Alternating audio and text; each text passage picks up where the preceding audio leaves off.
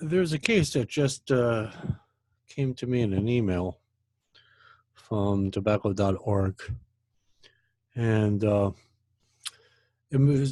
article was mainly about the Cigar Association of America that had sued the FDA in certain areas. And Judge Mehta, M-E-H-T-A, out of the United States District of Columbia, I think it was about a couple of days ago, he decided to, it was supposed to be kicked into place, I believe it was on, don't hold me to this date, it was something like August 10th of 2018, that the cigar companies had to put warning labels or health labels on their packaging.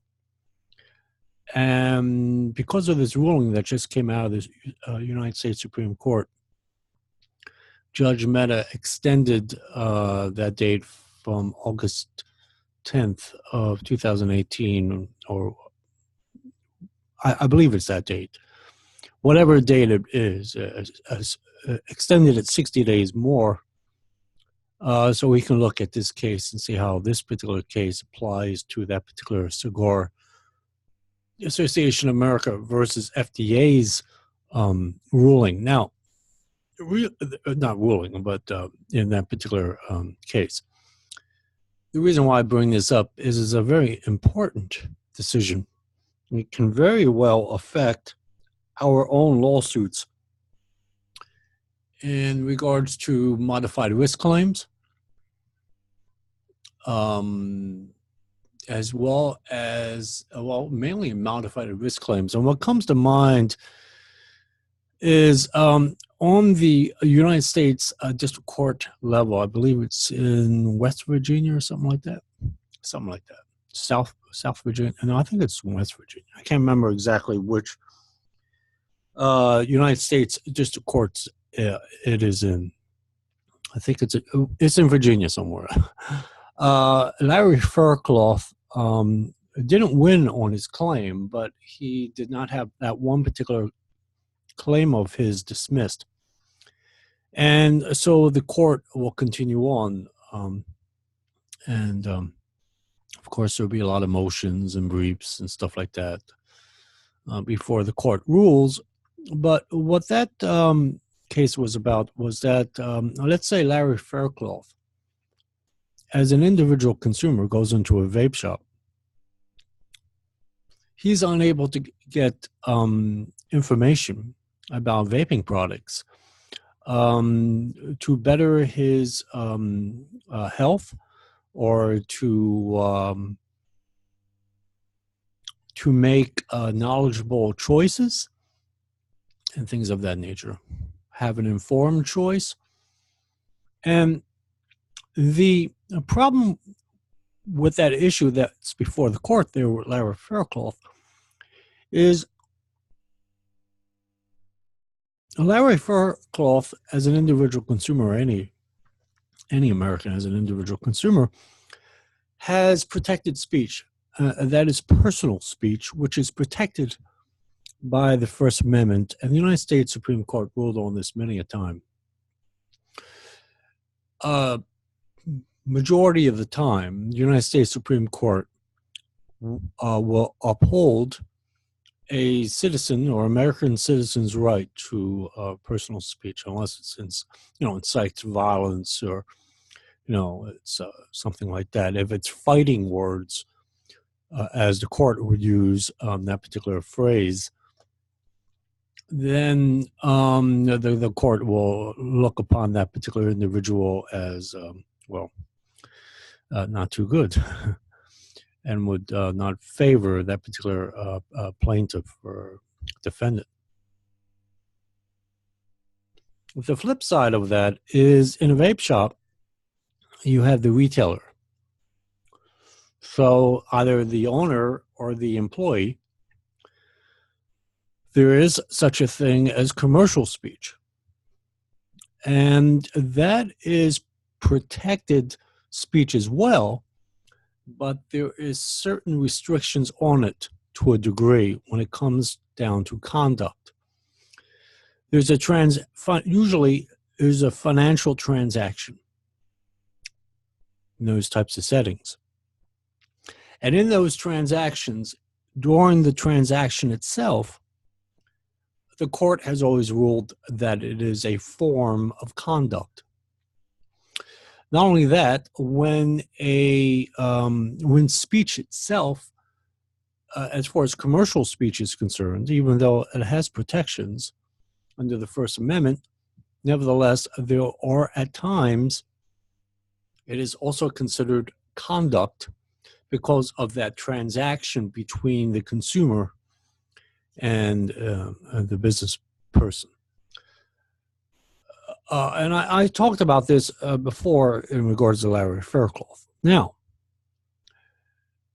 in this particular case, and this was just handed down, I believe it was on June 26, 2018, was decided.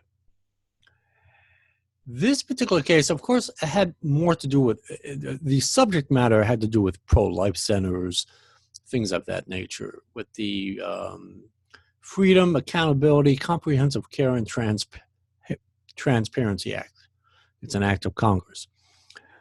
But but nevertheless, even though they're dealing with that particular subject matter on the lower court, what the U.S. Supreme Court was looking at is in regards to a business speech or professional speech.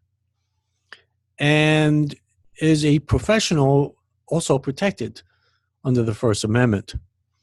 And the court ruled that the professional is protected under the first speech, which can also be applied, and they do it in very broad terms, and we'll go through it to a degree. It's pretty long. It's a 50-page ruling here, but we'll go through it sporadic. I'll find certain areas of it that I'm going to speak to. The good thing about this particular case that was just handed down, and that's why Judge Mehta with the Cigar Association stopped in its footprints and couldn't really move with that particular case until he deliberates more on this particular ruling that came out of the United States Supreme Court. Not only it comes under the professional speech, commercial speech, and personal speech, but now it also can be applied to, in our particular case, health warnings, things of that nature, as well as modified risk claims. And that's what Judge Mehta is going to deliberate over before he makes a judgment call. So let me get into this so you can understand it. But this particular case that just came down can very much help us. And I'm sure it's going to wind up somehow or another in the oral argument on September 11th, 2018, with the Nicopure Labs and Right to Be Smoke-Free Coalition, when those attorneys argue the case with the United States Department of Justice attorneys. I'm sure, because they also, one of their claims is a modified risk claim. And what basically a modified risk claim is can the retailer under federal law, according to the Tobacco Control Act and the FDA final rule, a retailer or a business owner or an employee cannot say that vaping is a better alternative, or on the continuum of risk, it's a better alternative for you as far as health is concerned, as opposed to combusted cigarettes, premium cigars, any kind of combusted types of tobaccos, as well as even smokeless tobacco can give you some kind of cancers at times, and snus and all that. So it can modified. So the right now where it stands at, retailers or business owners and employees, which is an extension of the business owner cannot tell a vapor who is a consumer, vapor / consumer, that that vaping products is a better alternative for your health as opposed to combusted cigarettes. So that's basically what that is. Anyway, let me make this a little larger so you can read it. Too large here. Anyway, so this is in the October term of 2017. And, you know, it's just the United States Supreme Court's about to go on vacation. So thank goodness that, actually, I think they are on vacation, actually. I think they're on, see, it's July, August, September. Yeah, they're actually on vacation right now because they have 3 months vacation and they always come back in October. So, yeah, they're on vacation. But thank goodness this came out right before they went on vacation. But anyway, so it was, so it says a National Institute of Family and Life Advocates versus BECERRA, Attorney General of California, and the following. It's number 16-1140, argued on oral argument on March 20th, 2018. The court decided on June 26, 2018, and Justice Clarence Thomas is the one who actually delivered the opinion of the court. But anyway, let me pause this. So I want to pause it every so often to find certain points that I want to deal with.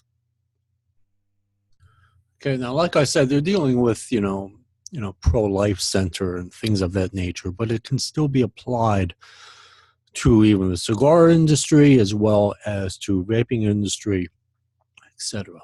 Can, in fact, apply to any industry. It could be clothing industry. Anyway, or any industry. So it says petitioners, 2 crisis pregnancy centers, 1 licensed and 1 unlicensed, and an organization of crisis pregnancy centers filed suit. They alleged that both the licensed and the unlicensed notices abridged the freedom of speech protected by the First Amendment. And I'll explain this as we go along. The district court denied their motion for a preliminary injunction, and the Ninth Circuit affirmed, holding that petitioners could not show a likelihood of success on the merits. The court concluded that the license notice survived the lower level of scrutiny applicable to regulations of professional speech, and that the unlicensed notice satisfied any level of scrutiny. Held, or the Court of Appeals held, the license notice likely violates the First Amendment. Content-based laws target speech based on its communicative content, and are presumptively unconstitutional and may be justified only if the government proves that they are narrowly tailored to serve compelling state interests. So,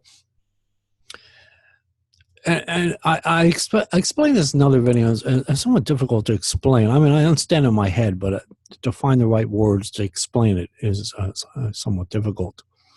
But I'm going to go for it again. When you and I talk, okay, it's not, you know, I use it like an analogy.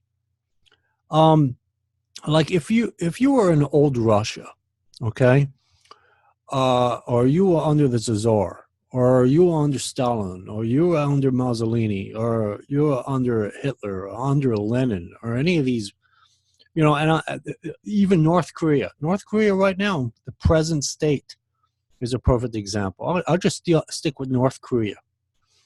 If you're in North Korea, you can't speak your mind freely. It has to be okayed by the government. And in a way, the government is using you as an instrument to convey the governmental interest to the public of the world, mainly to their societies or to their country. So the government uses your speech because you're restricted in certain areas of speech. And that way, the government is using your speech as well as your conduct, but mainly your speech, to convey a message to the country or the city you live in or whatever, what the society in general.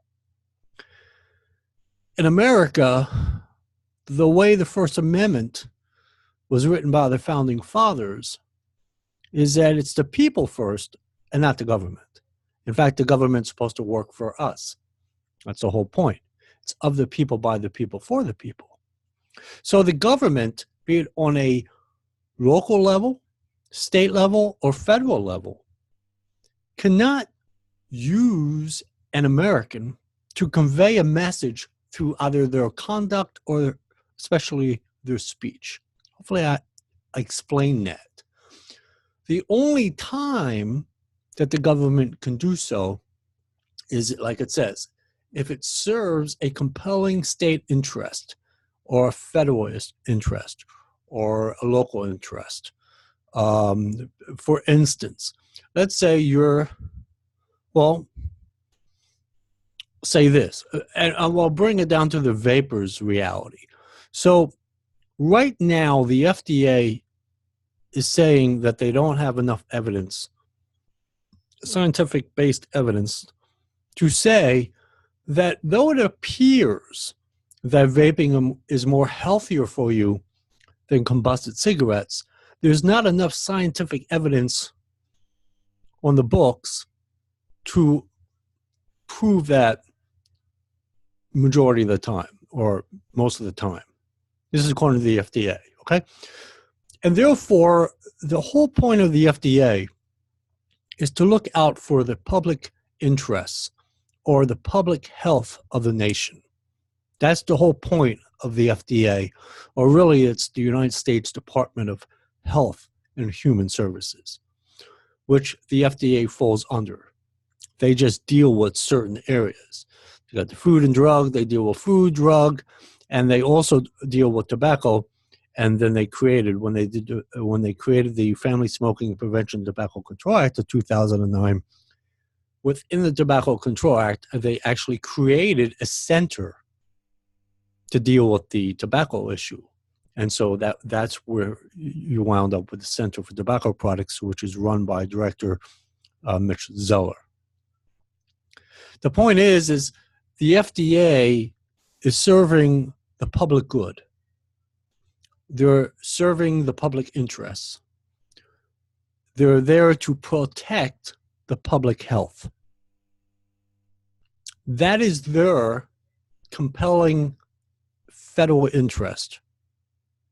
That is their compelling interest, as well as states and local governments. The local governments or state governments, they have their own health departments.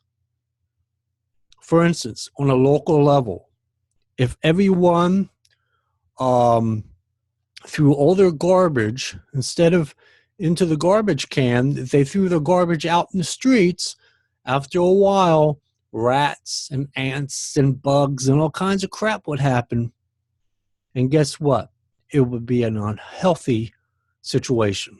Therefore, the local government can tell you, they write a law, a statute, and they say, or an ordinance, really an ordinance, and they say you can't throw your garbage in the street. Period. And then when you talk about it, or through your conduct, you must bring the garbage can to the curb or to the end of the lawn or wherever you put it at, so it can be picked up in an orderly fashion.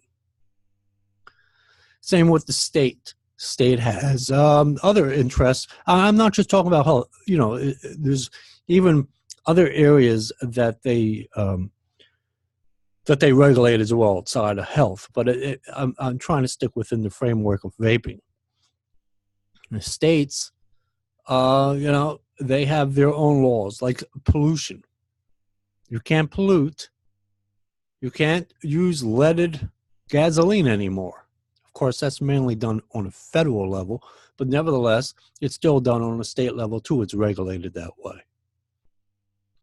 Perfect example, you go to the dentist. They have the dentist, state boards of dentistry. The dentist has to be licensed to work on your mouth, because if not, then the dentist can do anything they like to your mouth, pull your tooth out with no repercussions, drill a hole into your bone to make a bridge, if they so deem, so to speak. They say, oh, well, I think we need to do that. And what happens is they crack your jaw open, they make a mistake, or they commit medical malpractice, and they drill the wrong way or whatever. They're not fully licensed. They don't know what they're doing.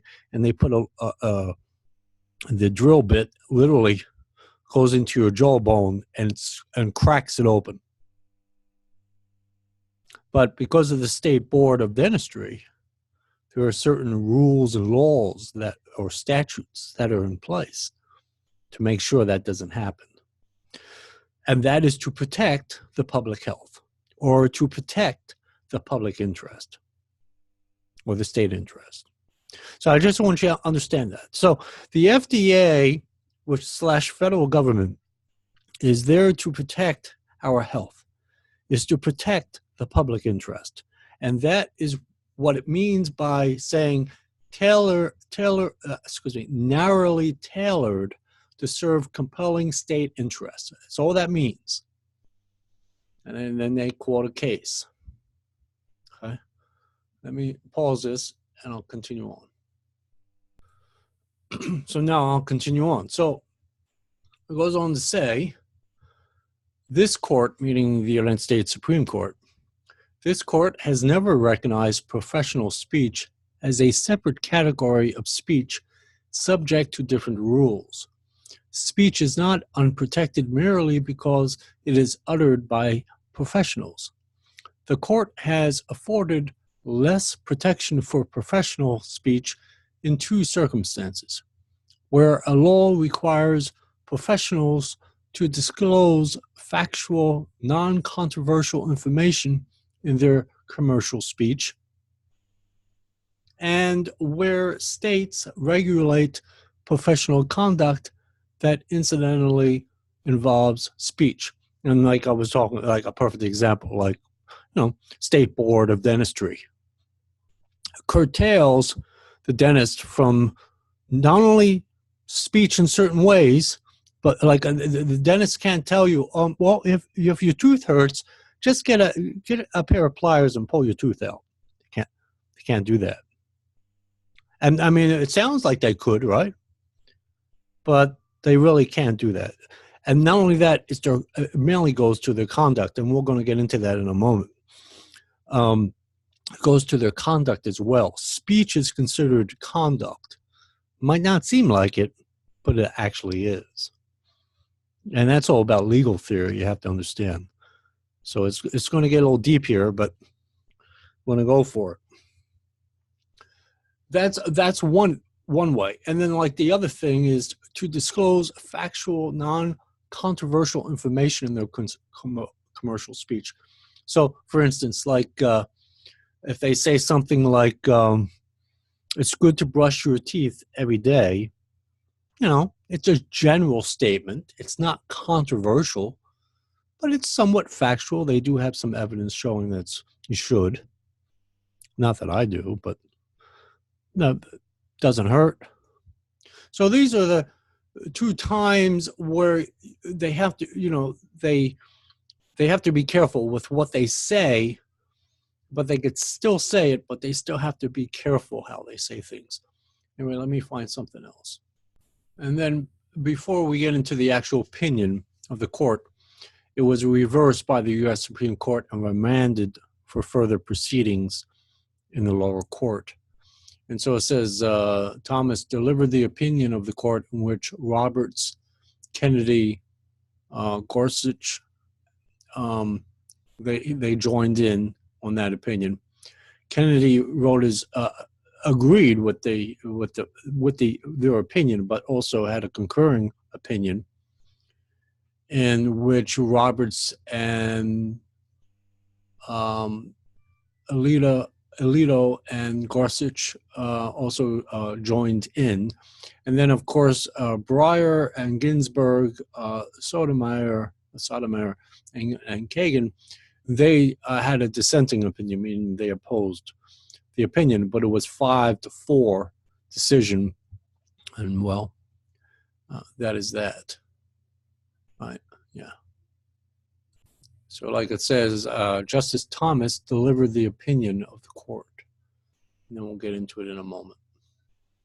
So to get further into it, it says the licensed notice is a content-based regulation of speech. Now, this license notice is from the state of California. Okay, by compelling individuals to speak a particular message, such notices alter the content of their speech. So here they have this license notice from the state of California. And according to the California statute, they're basically saying that because of this this act that they created through the as well as through their legislatures, they're saying what they're saying is like how I explained it before, and that is this license notice is by the government, and a person has a right, okay, under the First Amendment, not to have their speech altered or twisted or fragmented or whatever have you, reshaped in its content and in its context, just because the federal government or the state or the local government has a notice or has some statute on the books. You're able to convey whatever message you like. That's the whole point of freedom of speech. Your speech is free, meaning as long as you don't incite violence, coerce anyone into doing things of that nature, then you're free to say anything you like. Now, hate speech can incite violence, and that's why there are, believe it or not, there are certain times when you can have hate speech, as long as you don't incite violence. That's when it gets, and that's where the thin line usually runs at. And usually when you have hate speech, it's normally is to affect, AFFECT, someone else's conduct or someone else's speech or someone else's behavior to do something against whatever target you have in mind. That's why hate speech, you can to a degree, but you have to watch what you say or you're going to get yourself in serious trouble because it turns into a hate crime. The point is outside of that and inciting violence or coercing someone or something along that line, you could say anything you like. Like I could say right now publicly that the President of the United States of America, Donald John Trump, is an asshole. I could say that. And the Secret Service is not going to show up at my front door. If you said that in North Korea, that the leader of North Korea is an asshole, you probably, and you say it publicly, like YouTube kind of social media kind of thing, probably someone's going to knock on your door, or not even knock on your door, and just come right through it and arrest you. So that's the difference. You're able to speak freely your mind. That's the whole point of freedom of speech. And the government cannot restrain that speech unless they have a compelling interest, like it's for the public health, things of that nature. So anyway, let me continue on. Now, this is very important as well. This court has not recognized professional speech as a separate category of speech. Speech is not unprotected merely because it is uttered by professionals. This court has been reluctant to mark off new categories of speech for diminished constitutional protection. And it has been especially reluctant to exempt a category of speech from the normal prohibition on content-based restrictions. This court's precedents do not permit governments to impose content-based restrictions on speech without persuasive evidence of a long, if heretofore unrecognized tradition to that effect. And that is, and when you bring it down, put it as far as content, because they're talking about content-based. Perfect example, vaping. You go into a vape shop. According to this particular decision by the U.S. Supreme Court, the whole concept of modified risk claims can very well be challenged. I mean, Nickel Pure Labs' Right to Be Smoke-Free Coalition, I'm sure in their oral argument on September 11, 2018, they're going to apply this case. I can guarantee it.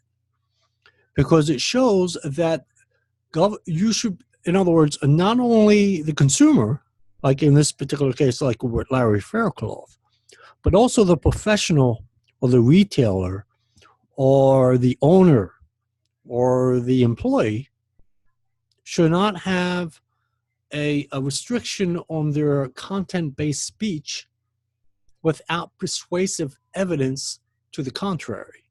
Meaning, right now, as far as vaping is concerned, the FDA does not really know, as far as the scientific evidence, if vaping is good for you or not. And if the vaping industry and community is honest with themselves, we don't know really either. I mean, I'm doing a heck of a lot better vaping than when I was smoking premium cigars or smoking combusted cigarettes. I don't hack. I don't have phlegm every morning. I don't have crap going out of my mouth, yellow, greenish phlegm and all that crap. I can breathe a lot better. I don't smell. Things of that nature, okay? I mean, I think we could all relate to that. So we know there is a difference physiologically what's going on with our bodies when we go from combusted cigarettes or even premium cigars to vaping. But as far as the science-based evidence, and that's all that really matters to the FDA, we really don't know yet. But therefore, just because you don't know does not mean that you could prohibit it. That's what this is saying, this particular opinion of the court. Like it says, you have to have persuasive evidence to say that that particular retailer can't say that vaping is a better alternative for you than combusted cigarettes. Because no one has the scientific evidence yet. Understand? So anyway, let me continue on. And this is what I was saying, like about North Korea or Stalin or Hitler or Mussolini. And here's a Justice Thomas. He says it even better than I could ever say it. So I'm going to read it. It says, throughout history, governments have manipulated the content of doctor-patient discourse to increase state power and suppress minorities. For example, during the Cultural Revolution, Chinese physicians were dispatched to the countryside to convince peasants to use contraception. In the 1930s, the Soviet government expedited completion of a construction project on the Siberian Railroad by ordering doctors to both reject requests for medical leave from work and conceal this government order from their patients. In Nazi Germany, the Third Reich systematically violated the separation between state ideology and medical discourse. German physicians were taught that they owed a higher duty to the health of the Volk than to the health of individual patients. Recently, Nikolai, and you see the last name, strategy to increase the Romanian birth rate included prohibitions against giving advice to patients about the use of birth control devices and disseminating information about the use of condoms as a means of preventing the transmission of AIDS. Further, when the government polices the content of professional speech, it can fail to preserve an uninhibited marketplace of ideas in which truth will ultimately prevail. So that's a perfect example. So you ought to be able to, anyone should be able to have speech, be it professional speech, or commercial speech, or personal speech. You should freely be able to speak your mind in the marketplace, or in your private homes, or on the public roads or sidewalks, or in the public in general. In this particular case, which can be applied to vaping or vape shops because it's the marketplace, it's a consumer-based product, it applies to us as well. That is, there ought to be, like it says, preserve an uninhibited marketplace of ideas. So because we don't have the science to say one way or another, the FDA oughtn't be in the position of telling a retailer, you can't say this, even though they have no evidence to say otherwise. And that's why this is going to be applied. I'm telling you, Nick Appier is going to bring this up. This is a very important case for us. Let me continue on. So it says, in sum, neither California nor the Ninth Circuit has identified a persuasive reason for treating professional speech as a unique category that is exempt from ordinary First Amendment principles. We do not foreclose the possibility that some such reason exists. We need not do so because the licensed notice cannot survive even immediate scrutiny. California asserts a single interest to justify the license notice, providing low-income women with information about state-sponsored services. Assuming that this is a substantial state interest, the licensed notice is not sufficiently drawn to achieve it. So what it's basically saying is that unless they, like I was saying before, and even in our case with the FDA, unless they have an actual substantial state interest or something that, or a reason that actually exists for them to limit your speech, then they cannot do so. Right now, the FDA does not have the science to limit a retailer's speech in a vape shop. I'm telling you, that modified risk claim is going to come undone with this particular opinion of the court. And then the conclusion is, we hold that petitioners are likely to succeed on the merits of their claim that the FACT Act violates the First Amendment. We reverse the judgment of the Court of Appeals and remand the case for further proceedings consistent with this opinion. It is so ordered. So then it goes back to the United States District Court for further further proceedings as far as that's consistent with this particular opinion of the court. The why I did this is mainly when I read it, and Judge Mehta actually extended that warning requirement on cigars for 60 days. Those warning requirements are, according to the FDA, required. But right now, Judge Mehta is thinking to himself, maybe, wait, hold it here. They might not be required because it may be infringing on someone's right to freedom of speech. For instance, maybe they could possibly say on a warning label, like nicotine is addictive. Maybe. Or you can have dependence on nicotine. What Judge Mehta might do is instruct the FDA to reconstruct or reword those warning requirements so they do not infringe upon the professional or commercial speech of the cigar industry. Also can be applied in vaping because, like I said before, the FDA does not have science-based evidence to say that vaping is not healthier for you, nor do we really have evidence that says it is healthier for us, though we could tell basically by personal experience, but they don't care about that. They care about science. Scientific evidence is what they're concerned with. And right now, it really doesn't show one way or another. I mean, you have studies that do show certain things, but then there's other studies that are for vaping, and then other studies that are against vaping. You don't really have conclusive evidence that says that vaping causes cancer. Period. There is no evidence out there that says that. And if it does, it's not conclusive. It might be, it's inconclusive evidence is what it is. I've yet to read anyone ever die or have cancer or is battling cancer due to vaping itself.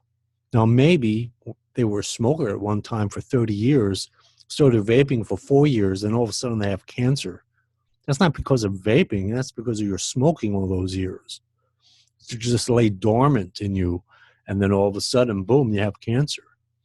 In other words, the medical laboratory, unless they could show actual scientific evidence that this person has cancer because of vaping, be it the e-liquids, the coils, the cotton, whatever it may be, the metals, then it's hands off.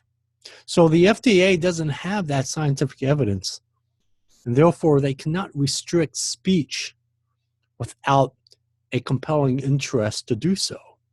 And I'm telling you, this is going to come up with that Nickel Pure Labs Right to Be Smoke-Free Coalition's oral argument on September 11, 2018, as well as it will give a lot of fuel to Larry Faircloth's claim as well. I mean, he definitely has a personal speech, but the quagmire to that was that you still had the retailer that could not, or the commercial speech, which was curtailed. But now with this opinion of the court, that opens that way up. It really widens the gap there. More heavily against the FDA than for it. So anyway, I just wanted to share that with you guys. I'll keep up on what happens with that Cigar Association as well. See what Judge Mehta rules in regards to that. And, I'll come back in probably 2-3 months from now and see what's going on with that case. Because that also applies to vaping as well. Because premium cigars were not regulated in the Tobacco Control Act. They were regulated because of the FDA final rule, just like electronic cigarettes or vapor products. Were all grouped in the same FDA final rule. We are all controlled by the FDA final rule, which is, of course, codified within the federal statute, which is the Tobacco Control Act. So anything that is relevant to cigars, or I should say premium cigars, is also relevant to vaping.